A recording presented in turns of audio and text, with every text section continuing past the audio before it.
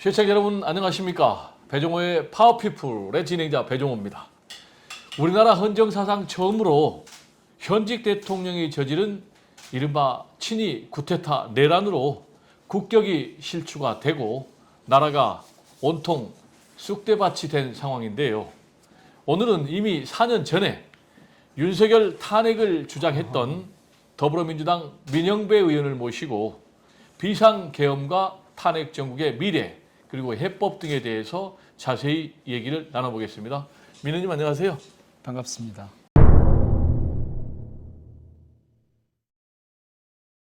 윤석열은 지금 정당한 비상계엄이라고 주장을 하고 있잖아요. 그러니까 네. 이 제가 쓰는 표현이 망상적 인지장애라고 보는데요. 네. 현실 인식에 엄청난 장애가 생긴 거예요 지금. 네. 그래서 그걸 확신범이 된 거예요. 장애가 있는 것 같지 않는데요. 의도적으로 그렇게 하는 것 같은데요. 자기 방어하려고. 겉으로는 그렇게 보이는데 내면에 이미 확신범이라면 무슨 인식 체계가 있을 것 같아요. 제가 볼 때는 윤석열 아니 확신범들이 갖고 있는 게 그런 거예요. 현실을 윤석열이 무슨 자유민주주의 또는 민주주의에 대한 그거는 무슨 철학이 제가 아까 있습니까? 말씀드렸잖아요. 네. 이미 반체제라니까요. 반체제. 네. 반체제 정당, 반체제 인사가 된 거예요. 지금 윤석열 자유민족 기본 질서에 대한 부정이거든요. 자기는 그것이 자유민주적 기본 질서, 자유민주주의라고 생각한다니까요. 그 내란 세력들이 12.3 때보다 지금 더 심란해요. 네. 사실 그때는 제가 보니까 저지할 수 있겠는데? 네. 그런데 엊그제 법원에 그렇게 폭도들이 네. 침탈하는 걸 보고 충격이 훨씬 컸어요. 네. 아니 대한민국이 이렇게까지 갔단 말이야? 네. 그러니까 일상을 회복하기 힘들죠. 네. 민주당에서는 이제 이번 서부지법 폭동 사태에 대해서 제2의 내란이다 이렇게 규정하고 있지 않습니까? 왜 제2의 내란입니까? 아니 제2의 내란이라고 하는 거는 내란이 계속되고 있다는 뜻이죠. 네. 그런데 그 주체가 네. 원래 비상계엄을 획책했던 네. 이 사람들로부터 이제 보통 이 대중들한테까지 네. 옮겨갔다는 점에서 아마 그렇게 이름을 붙인 것 같은데요. 네. 그러니까 비상계엄에 이은 그보다 더 심각한 상황이 지금 전개되고 있다. 그런 뜻으로 한 얘기겠죠. 네. 윤석열 대통령은 탄핵 소추에 의해서 직무정지 되기 전에도 반국가 세력으로 자신에 대한 비판 세력을 규정을 했지 않습니까? 근데 지금 반체제 세력을 얘기했는데 법원의 정상적인 영장을 부정하고 그러니까 폭동을 반체제예요. 선동하고 이런 게 그러니까 반국가 세력 아닙니까? 그렇죠. 네. 반국가 세력인데 네. 이제 반국가 세력이란 말은 자신이 그냥 상대방을 규정하려고 억지로 만든 말인 것 같고 네. 지금 제가 반체제 세력이라고 한 거는 실제로 그 반체제 정당이 돼 있는 거예요. 그러니까 네. 지금 우리 자유민주적 기본 질서라고 하는 헌정 질서에 대한 부정을 네. 동의하고 있잖아요, 지금. 네. 그리고 그게 급기야는 법원을 그러니까 사법 체계를 무너뜨리는 데까지 가려고 네. 한단 말이에요. 정확하게 반체제 정당이고 반체제 세력이죠. 네. 그러면은 대한민국 체제 자체에 대한 부정이잖아요, 지금. 체제를 부정하는 정당은 해산시켜야 되는 거 아닙니까? 당연히 그래서 엊그제 그 국회의원 한 50여 명 참여하고 있는 윤석열 탄핵 국회의원 연대라고 하는 그 단체에서 네. 의원들 모임이죠. 모임에서 국힘 해체하라고 공식적으로 한번 기자회견을 했죠. 네, 그렇군요. 그리고 이제 우리 민 의원께서는 4년 전에 예. 윤석열 탄핵을 주장을 했잖아요. 지금 정확하게 4년 뒤에 지금 윤석열에 대한 탄핵 소추안이 국회에서 가게 돼서 거의 파면되는 쪽으로 가고 있는데 4년 전에 이미 얘기는 하셨나요? 오늘의 사태를? 그때 탄핵을 하지 않으면 네. 아마 그러니까 당시에 제가 보기에는 아마 그 검찰 국가화가 진행될 거다. 검찰 국가화. 예. 네. 왜 그랬냐면 그때 정확하게 딱 반정부 내지는 반체제적인 그런 발상을 보였거든요. 네. 당시 제가 그런 주장을 했던 때가 그러니까 이른바 조국 사건이 벌어진 때로부터 1년하고도 한 3, 4개월쯤 지난 시점이에요. 네. 그러니까 2019년 8월부터 이제 조국 장관을 둘러싼 그 검찰의 준동이 시작이 됐는데 네. 저는 그때부터 이건 쿠데타인데 이런 네. 생각을 했거든요. 그러니까 왜 검찰 그랬냐면 쿠데타. 네. 네. 왜 그랬냐면 당시가 잘 아시는 것처럼 대통령이 조국 민정수석을 법무장관으로 내정하는 이른바 대통령 인사권이 시행이 되고 있었고 네. 한 일주일쯤 뒤면 국회가 청문회를 앞두고 있어요. 네. 그런데 이 와중에 새벽에 수십 곳을 네. 압수수색을 하면서 네. 이른바 조국 사건을 시작을 하거든요. 그 뭐예요, 그게? 네. 정면 도전이죠. 대통령에 대한 대통령 그리고 의회 인사권에 처제에 대한 대한 침해, 그리고 국회에 대한 국회의 청문회권에 대한 침해가 되는 거죠. 그렇죠. 그러니까 이 반체제 그래가지고 이걸 이제 계속 해 가다가 제가 이제 이 탄핵 주장할 때쯤은 언제냐면 이른바 추윤 갈등 때예요. 저거 한번 보시면 그러니까 이게 지금 민주당이 여기 이쪽이 힘축입니다. 힘 네. 스트렝스 네. 이쪽이 타임라인이에요. 네. 타임축이에요. 네. 그러니까 이 검찰의 반란으로 계속 힘을 키워가요. 검찰이.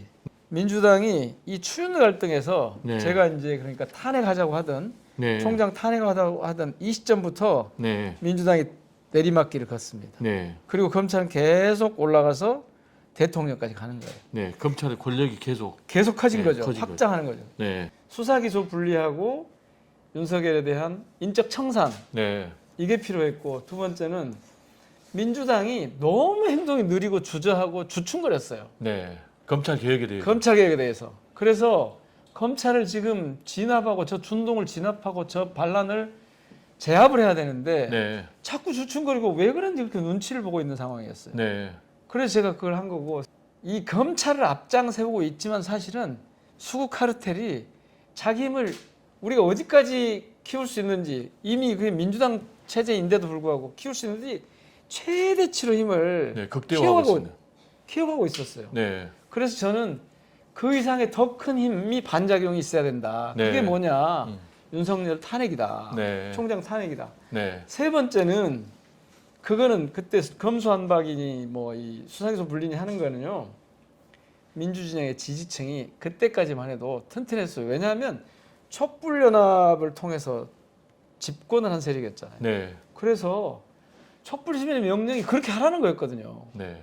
촛불 시민들의 힘이 명령, 있었죠. 그 명령이었어요. 그리고 명령과 또 집권 세력한테. 힘. 네. 그리고 바다 지지기만 있었단 말이에요. 네. 그런 네 가지 이유를 당시에는 제가 제기를 했지만 네. 실제로는 바로 검찰이 쿠데타를 이를테면 제가 보기에는 확장기야, 성장기야. 네. 검찰 권력이 사회 전방위적으로 그러니까 그 수구 카르텔이 이제 이 대통령이 되는 시점에서 어떻게 윤석열 대통령이 탄생한 시점에서 어떻게 바뀌냐면 이전에는 검찰이요 하부단이었어. 네. 서브였어요 그냥. 네. 전체 수구 카르텔의 서브였어. 그리고 국힘도 그걸 부렸어요. 네. 집권 세력이 그 국힘이 그냥 부렸다고 그렇게. 네. 민주당도 뭐 집권 세력이 되면 검찰 부렸는데 이때부터 어떻게 되냐면 검찰이 머리가 된 거네요. 머리가 됐을 뿐만 아니라 네. 실질적으로 그 수구 카르텔의 대표 선수가 돼가지고 네. 오히려 당을 부리는 거예요. 그러니까. 그때부터 네. 다 자기 서브로 두는 거예요. 언론, 수구 정당 이런 거 다 자기 걸로 두는 거예요. 그래서 이건 검찰 국가로 가는 길이 명백해요. 네. 이대로 두면. 대통령까지 만들었잖아요. 그래서 그 선거 때 사실은 그 선거에서 지지지 않는 첫 번째 길이 제가 봤을 때는 윤석열 탄핵이었거든요. 네. 근데 당시에 다들 그랬어요. 윤석열 지금 탄핵하면 키워준다. 네. 역풍 분다. 네. 오죽했으면 제 그 기고문의 제목이 윤석열 탄핵 역풍은 오지 않는다였어요. 네. 역풍 분다 이랬거든요. 그것뿐만 아니고 그렇게 하면 중도층이 이탈한다고 봤어 오히려. 네. 그러니까 강력하게 제압을 해야 될 상황에서 그것을 머뭇거리면서 오히려 오늘 것 같은 뒷걸음질 치는 거예요. 네. 피한 거예요. 네. 그리고 그게 아무렇지도 않다고 하는 아니한 현실 인식이 있었어요. 네. 그래서 제가 당시에 제 감으로는 아니 지금 여기를 제어하지 않으면 이게 확장될 게 뻔하고 그렇게 되면 선거 결과가 어떻게 될지도 알 수가 없는데 나중에 선거 과정에서도 검찰이 무슨 짓을 할 수 없겠더라고요. 할 수 있을지 모르겠더라고요. 저는 그 사람이 직접 후보로 나설까지는 정확하게 예측하지 못했어요. 네. 그리고 대통령이 될 것인지 어쩐지 뭐 이런 상황까지 제가 또 오늘날 이런 탄핵이 있을 거라는 이 상황까지 제가 예측한 건 아니에요. 이제 민 의원께서는 이제 4년 전에 검찰당화를 네, 경고를 그걸 했어요. 경고를 한 거예요. 그럼 4년 전의 상황하고 지금의 상황하고 같습니까? 달라졌습니까? 아니 4년 전 상황보다 지금 상황은 네. 검찰력이 최대치로 올라갔다. 그러니까 이걸로 보자면 네. 검찰력이 최대치로 올라갔다가 네. 21대 후반기부터 저희가 다수당이었잖아요. 그러니까 네. 팽팽하게 이게 이렇게 팽팽하게 평행선을 그으면서 가거든요. 맞서는. 네.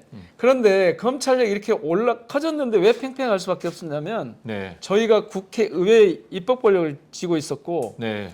여기서 이걸 갈 수 있었던 거는 네. 한마디로 얘기하면 법사 현장이에요. 네. 국회 운영의 룰을 이 사람들이 소수이면서도 법사 현장을 가지고 있어서 네. 우리가 입법 권력을 행사하지 못하도록 계속 제어한 거예요. 네.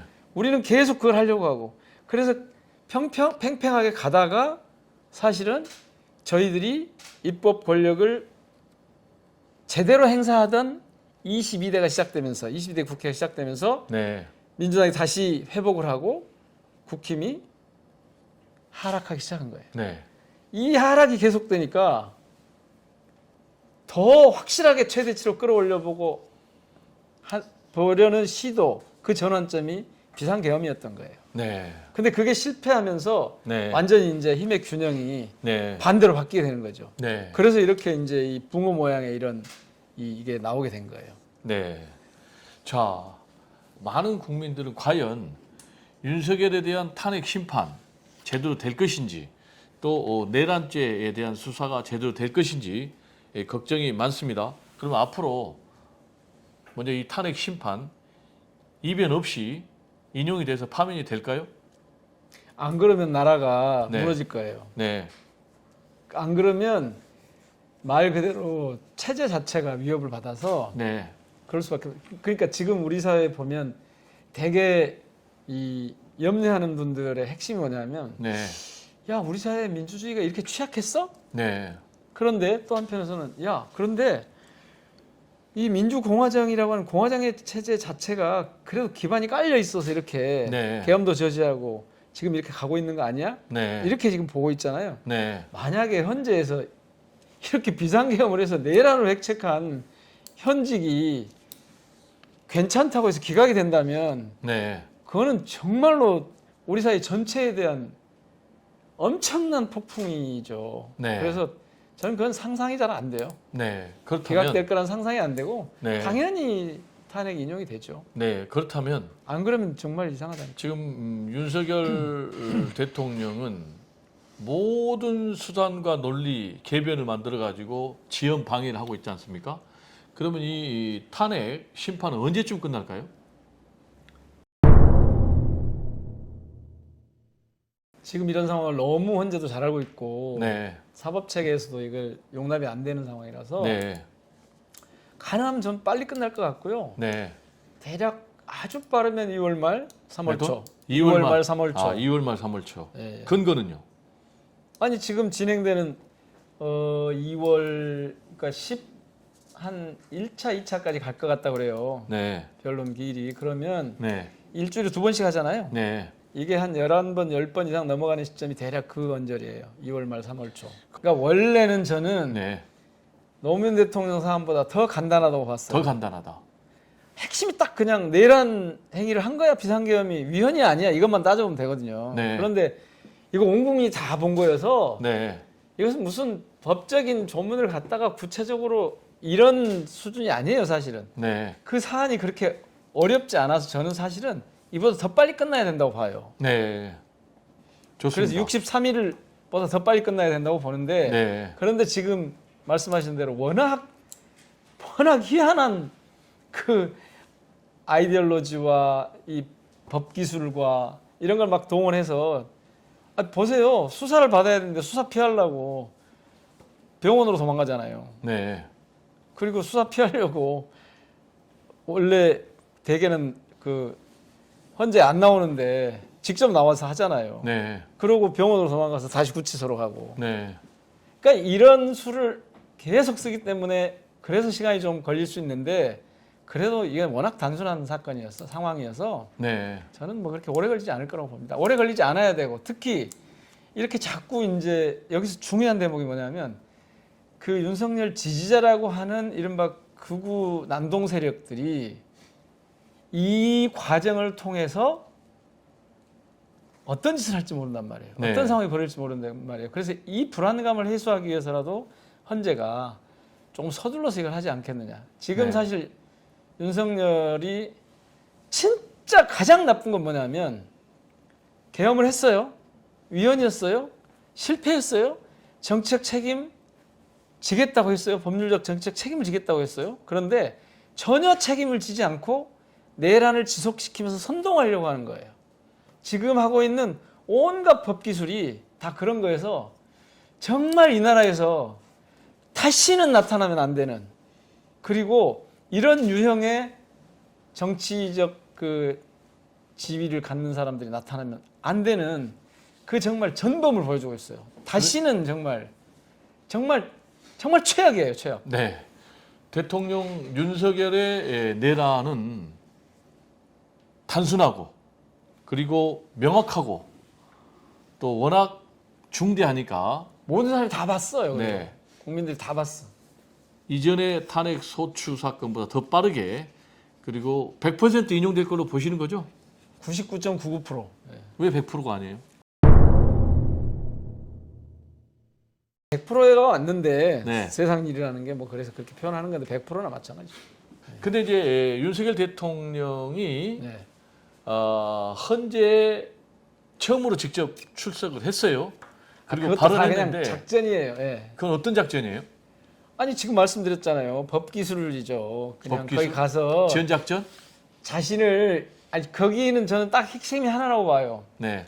자기 변명을 이렇게 하고 있는데 네. 너무 명확한 사실 그 나온 얘기를 전부 다 자기만 딴소리하고 있는 거예요. 네. 이미 다 밝혀져 있는데 네. 그리고 이 기소를 하는 과정에서 수사 과정에서 다 나와 있는데 네. 그거 아니라고 막 하고 있잖아요. 그거 네. 왜 그러겠어요? 네. 선동하는 거예요. 네. 내 지지자들한테. 근데 저는 그 작전이 그렇게 훌륭해 보이지 않아요. 네. 하수 중에 하수인 것 같아요. 왜 하수 중에 하수예요? 자신을 죽음으로 몰고 가잖아요 지금. 죽음으로. 네. 네. 정치적으로는 이미 끝났고 아니, 그건 뭐 얘기할 필요도 법적으로도 이제 없고요. 죽음으로 가고 있고. 더 중형을 피할 수 없도록. 그러니까 이제 내란죄에 대해서 이제 나중에 재판까지 할 거 아니에요. 네. 이걸 더 죽음의 골짜기로 더 깊이 빠지는 중이에요. 지금. 아니 근데 뭐 근데 이것에 대해서 제가 0.001%를 놔둔 거는 이것이 갖고 있는 혹시 제가 인지하지 못하는 게 있을까 봐서 그렇게 말씀을 드리는 거지만 이건 100%인데 네. 탄핵이 100%인데 파면이 될 건데 내란죄가 100%인데 그런데 저런 진짜 아주 졸렬한 네. 비겁한 네. 가장 비겁한 네. 가장 강력한 권력을 쥐고 있던 사람이 가장 비겁한 짓을 하는 정말 추한 모습을 보여주고 있는 거예요. 제가 볼 때는 살려고 발버둥 치는 그런 아니 그게 네. 사는 길이 아니라니까요. 아니 그러니까요. 아니 정말 죄송합니다. 책임을 다하겠습니다. 저는 네. 사실 이런 이유 때문에 했는데 네. 제 뜻이 받아들이지 않았습니다. 실패를 인정합니다. 이래야 되는 거 아니에요. 네. 기본적으로. 그리고 진짜 뻔뻔하잖아요. 네. 지금까지도 한 번도 사과를 총선 때 사과하는 동 마는 동 한 번 했잖아요. 네. 사과할 줄 모르는 정치는요. 네. 자기밖에 없는 거예요. 사과는 했잖아. 개사과. 그러니까 이를테면 그렇게 국민들을 우롱하는 짓을 하던 사람을 대통령으로 만들어놨으니 저는 그래서 사실은 국민의힘이라는 정당이 수명을 다했구나. 수명을 다했구나. 그 전에도 저는 저 정당이 오래 갈까 그런 생각을 자꾸 했는데 또 옷을 어떻게 갈아입을지 모르겠지만 아마 지금처럼 한다면 아니 생각해 보세요. 얼마나 사람이 없었으면 자신들한테 자신 있게 내세울 후보가 없었으면 네. 몇 달 전까지 검사만 하던 사람을 데려다가 자기들 후보로 지도자로 내세워요. 그리고 그때는 활용 가치가 있다고 봤을 거예요. 근데 네. 지금은 저걸 떼내야 되는데 어떻게 떼낼까 고민을 열심히 하고 있을 거예요. 네. 사실 한동훈이 옳았어요. 그 네. 지점에서는. 우리는 그런 정당 아니다. 빨리 손절하고 빨리 1호 정당인지 뭔지 지금도 안 하고 있잖아요. 근데 한동훈이는 빨리 내보냈어야죠. 보수에서 팽시켰는데 보수에서 그 반동인데 네. 그 반동이 제가 볼 때는 오래 못 간다니까요. 두고 보세요. 그러면 궁금한 게 한동훈은 보수에서 다시 기사 회생할 수 있을까요? 달리 다른 방법은 없는데 지금까지는 별로 가능성이 없어 보여요. 네. 그러니까 저렇게 하다가 네. 망가지고 해체되면서 네. 새로운 보수 그룹이 나오면 지금 보수 정당이 아니에요. 네. 극우예요. 네. 반체제 정당이라니까요. 네. 그러니까 헌법의 기본 질서인 자유민주적 기본 질서를 부정하는 정당이에요. 네. 지금 윤석열이 그러고 있잖아요. 그러면 이준석 정당하고도 합칠 수가 없겠네요. 아니 이준석이 왜 거기 같이 합치겠어요? 네. 나중에 이게 해체가 되고 네. 이른바 재구조가 될 때 흡수할 수는 있겠다. 그때쯤이면 어떤 변화가 일어날지 모르겠죠. 네. 근데 이번 선거를 앞두고 이게 저렇게 버티고 있는 걸로 봐서 급격하게 진행될 것 같지가 않아요. 왜냐하면 네. 저 안에 이미 윤석열의 아류들이 수두룩하게 있어요. 네. 보셨잖아요. 네. 무슨 김민전, 윤상현 막 이런 분들 보셨잖아요. 근데 김문수가 지금 1위로 부상해 버렸잖아요. 아따 왜 이러십니까? 아니 이게 그러니까 극우화 됐다는 증거 아니에요. 그렇죠. 그런데 굉장히 일시적으로 네. 그리고 제가 보기에는 굉장히 엉터리 조사 결과 때문에 일시적으로 그런 현상이 나타난 거죠. 근데 요즘 조사에서 안 나타나잖아요. 김문수 장관이 1위가 되면 민주당에는 아주 굿 사인 아닙니까? 아이고 그러지 마시게요. 대한민국 정치를 아무리 그렇다고 네. 아니 그래도 경쟁할 만한 사람하고 경쟁을 해야지. 네. 그게 우리가 이기는 게 중요하지만 그것보다 더 중요한 건 네. 좋은 경쟁자가 지속 있어야 가능한 된다. 네. 제대로 된 정치 상황이 돼야죠. 대한민국에. 네, 그렇군요. 그런 뭐 이런 황당한 자, 그러면 아까 이제 이 말 또 뭐 3초? 3초의 탄핵 인용 파면을 얘기를 하셨는데 그러면 대선은 언제 실시됩니까? 아니 그거는 법에 정해져 있잖아요. 네. 60일 이내죠. 네. 그러니까 2월 말에 끝나면 4월 말에 해야 되는 거고. 네. 3월 초에 끝나면 3월 중순 전에 끝나면 5월 중순께 할 거고. 그러지 않겠어? 5월 중순에. 그러니까 뭐 4월 아니면 5월에 하겠죠. 3월 5초 대선의 대진표는 어떻게 되는 거예요? 아직 알 수 없죠. 아직 알 수 없어요. 그걸 얘기하는 분들은 제가 볼 때 좀 수상한 분들이에요. 그게 드러나는 시점은 제가 볼 때는 적어도 파면이 돼야 드러날 거예요. 밤이 돼야. 지금 그걸 들고 나오면 어떤 국민들이 제정신을 하겠어요? 지금 이제 국민의 대한민국의 헌정 질서를 다시 정립을 하고 네. 이 자유민주적 기본 질서라고 하는 민주공화국의 체제가 정상화되고 그래서 시민들이 좀 일상화된다고 하는 것이 전제가 돼야 네. 다음 대선도 의미가 있는 거 아니에요? 네. 누가 나오는지도 의미가 있는 거고. 네. 그러니까 지금 저는 그런 언급은 어디 가서든 하고 싶지 않습니다. 자, 내란 수괴죄로 처벌되는 데는 문제가 없을 것 같아요. 그래서 내란죄, 네, 내란죄로. 내란 우두머리 정확하면 네, 왜냐하면 내란 수괴. 그걸로 내란 지금 기소가 됐잖아요. 그러니까요. 1심 결과가 언제쯤 나올 거로 보십니까? 저는 그건 법률적으로 그거는 모르겠어요. 대략 한 8월 정도로 보던데요. 그러면 1심 재판 결과가요. 네. 뭐 하여튼 뭐 그렇게 빨리 나오지는 않겠죠. 어차피 아니 그쪽에서 그게 계속. 왜 그러냐면 이제 2월 5일 전후에서 검찰이 기소를 하면 예. 구속 기간이 이제 1심에 6개월이니까 8월 안에는 1심에서 판단할 것이다라는 그런 예. 계산인데 제가 질문하고 싶은 거는 형량을 물어보는 거예요. 원래 내란 우두머리는 무기징역, 아니 또 사형, 무기징역, 무기징역, 뭐 세 가지밖에 없잖아요. 구금, 예. 네. 예. 네. 근데 어떤 결론이 형량. 네네. 지금 내란 선전 선동을 계속 하고 있으니까. 그러니까 제가 좀 커진다니까요. 네. 그러니까 무기징역으로 끝날 게 사형으로 갈 수도 있는 거예요 지금. 네. 아마 이 정도 되면 사형 아니면 무기징역이 일단 선고가 되지 아니죠. 구형이 될 거고. 네. 그런데 이제 이거는 조금 더 있다가요. 대선 끝나고 사회적으로 아마 여론 형성이 될 거예요. 네. 저는 여기서 이제 주의해야 될 점이 한 가지 있다고 봐요. 네. 이번에는 네. 정말 정확하게 단죄해야 된다. 재발되지 않도록. 제가 요즘 하고 있는 말 중에 하나가 우리가 이른바 해방정국에서 네. 반민특위가 그럼요. 제대로 작동하지 못하게 함으로써 이승만 독재의 길이 열렸고 그래서 일제의 잔재와 미군정의 이런 것들이 계속 관철되는 네. 그래서 우리가 희한한 반공국가가 돼버렸잖아요. 네. 분단과 함께 이게 불철저한 이 청사는 늘 반동을 낳아요. 네. 이거 역사적 교훈으로 삼으려면 이번에는 확실히 해야 된다. 네. 뿌리까지 그런 시도 자체가 불가능하도록 네. 확실하게 응징해야 된다. 네. 국민의 이름으로 시민의 이름으로 응징해야 된다. 역사의 이름으로 응징해야 된다. 네. 그런 교훈을 전 남겨야 된다고 봐요. 네. 과거에 확실하게 청산하지 못했던 부끄러운 과거를 이번에는 이건 확실하게 또- 심판해야 된다. 네, 그건 뭐 저는 이번에 중요한 대목이라고 봐요. 네. 오늘 민현님 귀한 말씀 감사합니다. 예, 고맙습니다. 네, 배종호의 파프리풀 오늘은 4년 전에 이미 윤석열 탄핵을 주장을 했던 더불어민주당 민영배 의원을 모시고 탄핵 정국의 미래와 해법 그리고 검찰 개혁 등에 대해서 자세히 알아봤습니다. 다음 시간에 다시 찾아뵙겠습니다. 감사합니다.